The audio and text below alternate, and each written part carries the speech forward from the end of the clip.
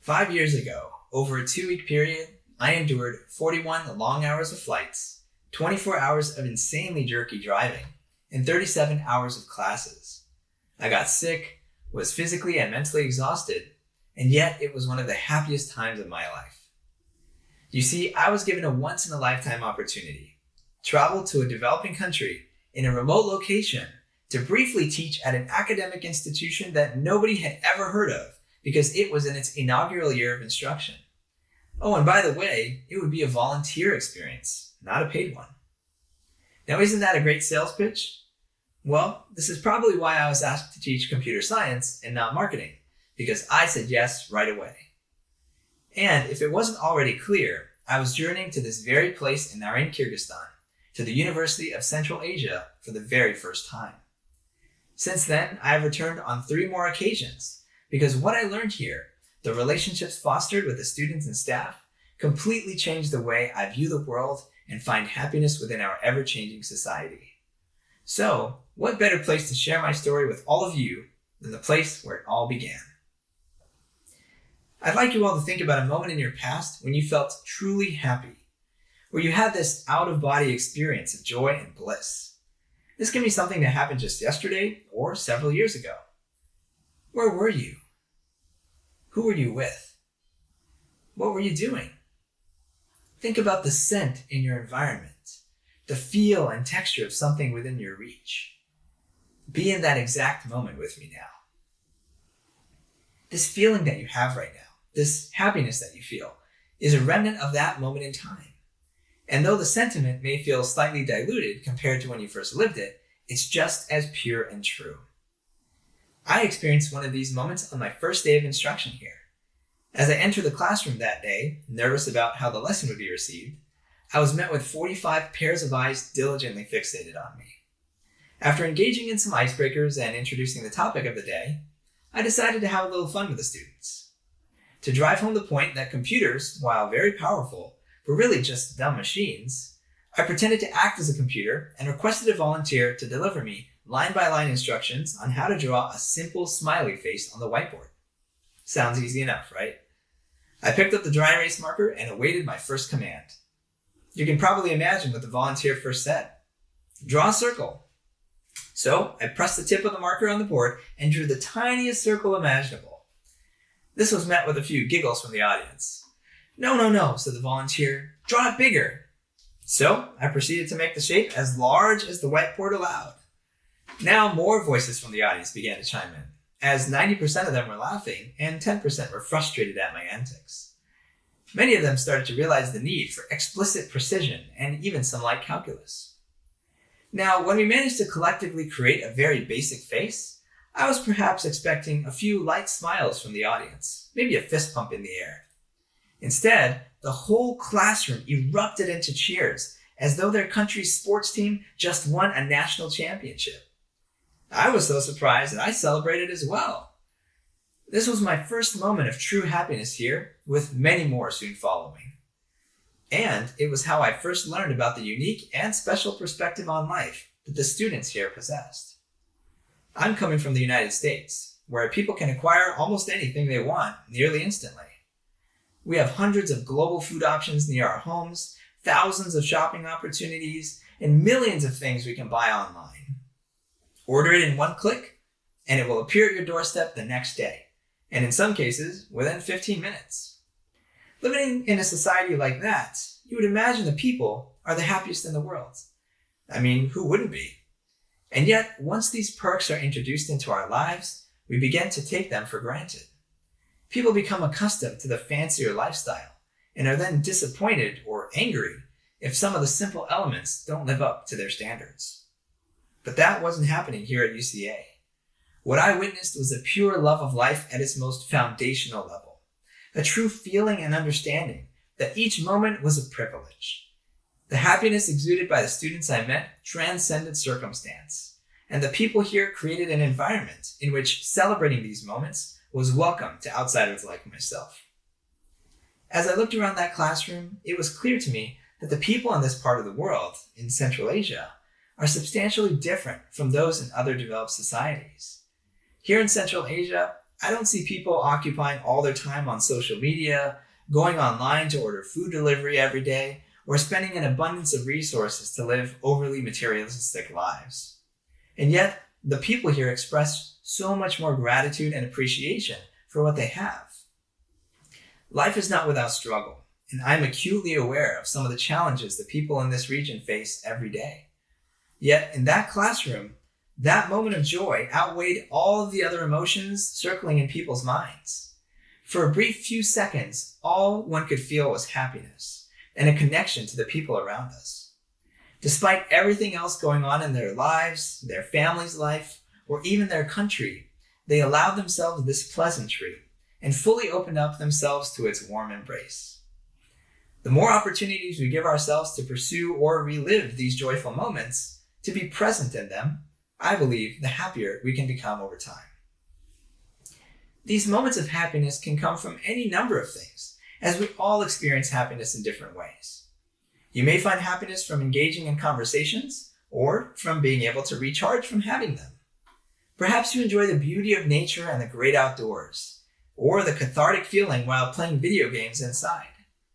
Whether you're exploring your hobbies or helping someone else with theirs, we should always strive to be more conscious of those things which make us happy every day. Some of these things are more temporary than others. I like to think of happiness as having two states, short-term and long-term happiness. Short-term happiness is, as the name suggests, something that you encounter that brings happiness for a short period of time. This happiness can be small or immense in intensity, but the duration is limited to perhaps less than a few days. Receiving a good grade on a test, finally doing exactly what you've been looking forward to all day, or winning a sports match are examples of actions that may create short-term happiness. We should always seek out opportunities to create this happiness for ourselves on a regular basis, not only because they make us happy, but also because they fade and need to be replenished with more moments as time progresses. Long-term happiness, on the other hand, occurs when you see or feel something that brings great happiness to your life, but it's also tied with the knowledge and comfort that this object, event, person, or thought will stay with you for a very long time, sometimes forever. This enchanting form of happiness is part of the source of life, energy, and strength for many people as they grow older. It may take the form of knowing that someone truly cares for you and your well-being. It may gain by learning or doing what you love through passions and interests, or even from seeing your future child grow up to be a good and successful person in life. Though long-term happiness is harder to come by and often takes time to discover, it forms the foundation of our character and helps us understand what we value in life. I'm lucky enough to have found what makes me happy, at least from a short-term point of view. I find joy in helping others who truly benefit and appreciate my service to them. Whether it's working with students in classrooms or teaching an elderly adult how to use a computer, my happiness comes from seeing their world get just a little bit brighter. So yes, my visit to Central Asia to teach computer science was partially for selfish reasons. Now, arguably, one's most valuable resource in all of this is time. It requires you to be present and spend your focus, energy, and effort. Once I became comfortable with the notion of willingly sharing this resource with others, I found that I gained so much more in return. It was counterintuitive at first to think about it in this way. Many people, especially young professionals, often struggle to justify or prioritize spending their time in voluntary roles. Instead, they hope that by focusing more on their careers, they will become more successful in life. But once I realized that volunteering can go hand in hand with my drive for success, and once I had the opportunity to truly experience the fulfillment received, it became a no-brainer. In fact, in some cases, my time spent volunteering led to new career-related growth opportunities. For example, I would not be standing here today if not for the opportunity I was given 5 years ago to teach at UCA, where I met the most amazing students. And believe it or not, that call I received to teach 5 years ago came from a person I met 19 years ago while volunteering at a youth summer camp. It was there that I met someone who would eventually become the founding manager of planning and development for UCA, one of the people responsible for launching these universities. Did I know it at the time? No. Did they know that they would be working here in the future? Nope. Did I become friends with them all those years ago just so I could eventually deliver a TED Talk? Of course not. Now, I'm not surprised why volunteering is not more popular in our society, because we live in a world of instant gratification. But you don't usually truly understand how valuable your experiences and abilities are until you start sharing them with others. Giving your time to others should not be considered a transactional exchange. There should be no expectation of an immediate reward, because most of the time, this impact is not immediate. When you volunteer your time for others, you're engaging in a long-term investment, a kindness cycle whose return timeline is more complex than what we know or see at that moment in time. And we should therefore not rule out the notion of spending our time in these ways just because we can't justify the impact. We cannot see into the future, so we are not qualified to make that determination. If you think about volunteering in this more positive way, serving without expectations, you will always be pleasantly surprised with the outcomes down the road. It can be minutes, days, years, or in my case, even decades later, but the impact you make on others is there. You may never hear a follow-up from the people whose lives you touched, but the impact is there. Once you understand this, once you truly understand this, giving your time to others can be a source of nearly infinite happiness for you. Now, what's similar about these two concepts I discussed of appreciating happiness and service to others? Neither of them have any prerequisites. Unlike with a job where we have to qualify to participate, or an item we have to save up money to afford, we have the opportunity to serve at every age and stage of our lives. And as we grow and learn, we then have more to share. We all have this, and we all have this.